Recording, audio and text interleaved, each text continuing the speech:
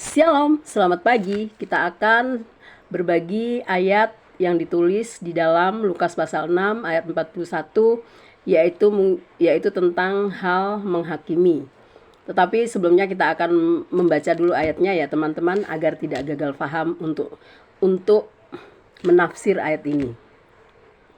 Mengapakah engkau melihat selumbar di dalam mata saudaramu, sedangkan balok di dalam matamu sendiri tidak engkau ketahui?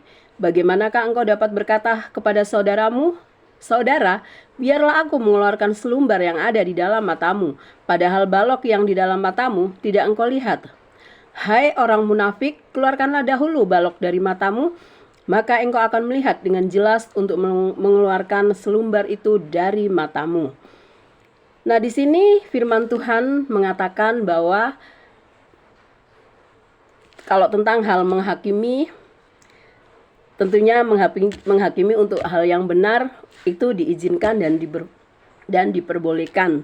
Tentunya sesuai dalil yang ada di dalam kitab suci, dan tentunya kita menghakimi dalam arti menghakimi itu juga menegur kesalahan orang, tentunya dengan yang penuh kasih dan mengarahkan kepada jalan yang benar. Kalau kita melihat saudara kita yang salah, yang jatuh dalam dosa dan kita melihat, itu wajib kita ingatkan supaya mereka mau bertobat dan kembali kepada jalan yang benar. Tetapi kalau kamu melihat dan kamu mendiamkan itu pun nanti kamu akan dipersalahkan oleh Tuhan. Dan tentunya kita harus bertobat dulu dari perbuatan dan tingkah laku dan dosa-dosa kita. Dari perbuatan dosa kita, tingkah laku kita yang tidak baik, yang tidak benar, kita bertobat dahulu. Dan setelah bertobat, kita lebih mendekatkan diri kepada Tuhan, menyucikan hati kita, menguduskan hati kita. Dan akhirnya kita bisa mengingatkan entah saudara seiman kita, entah sanak keluarga kita, entah suami kita, entah anak-anak kita. Kita wajib mengingatkan kalau mereka jatuh dalam dosa dan kita melihat, kita wajib mengingatkan. Jangan kamu sendiri masih melakukan perbuatan dosa, perbuatan salah, tapi kamu mau menegur orang itu. Itu jangan, tetapi kamu harus memperbaiki dirimu dulu. Itu tadi, keluarkan dulu balok dari mata kita, baru kita bisa mengeluarkan selumbar dari mata saudara kita. Saudara kita itu siapa saja, bisa saudara seiman, bisa sanak keluarga, bisa anak-anak kita, bisa suami kita, bisa juga istri kalian. Nah, itu maksudnya. Jadi, keluarkan dulu balok dari mata kita, baru kita bisa mengeluarkan selumbar dari mata saudara kita. Makanya ayat ini berkata, mengapakah engkau melihat selumbar dalam mata saudaramu, sedangkan balok di dalam matamu sendiri tidak engkau ketahui? Bagaimana engkau dapat berkata kepada saudaramu, Saudara, biarlah aku mengeluarkan selumbar yang ada dalam matamu, padahal balok yang di dalam matamu tidak engkau lihat? Hai orang munafik, keluarkanlah dahulu balok dari matamu, maka engkau akan melihat dengan jelas untuk mengeluarkan selumbar itu dari matamu. Kalau kamu belum bertobat, kalau kamu masih jatuh terus dalam dosa, terus kamu sok-sok mau menasihati orang dan mau membuat orang itu supaya berbalik, jelas tidak akan pernah bisa, karena dirimu masih jatuh terus dalam perbuatan dosa. Dosa apa saja. Jadi, akhirnya kamu dijuluki munafik. Nah, munafik itu tadi maksudnya, yaitu tadi, tidak mau bertobat dulu, tapi dia maunya mengoreksi orang, maunya menghakimi orang. Nah, jelas itu salah. Tetapi di dalam firman Tuhan yang lain, coba kita baca lagi, semuanya itu akan dipertanggungjawabkan di hadapan Tuhan. Kalau kamu melihat orang yang berdosa dan orang yang salah, tetapi kamu tidak mau mengingatkan, kamu akan ditegur oleh Tuhan.